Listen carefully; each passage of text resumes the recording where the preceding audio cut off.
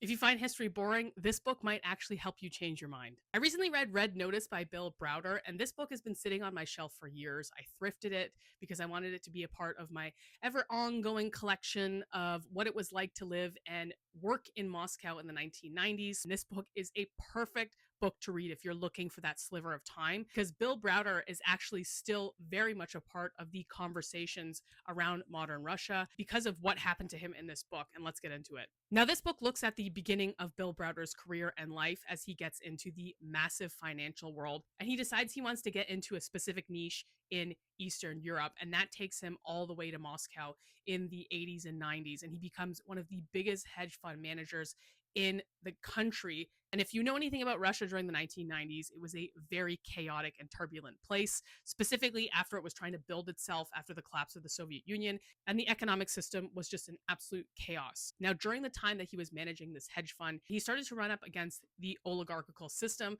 that was being built in Russia at the time, and the ever powerful force that was Putin, as he was rising to power and beginning to take a part of this particular system for himself.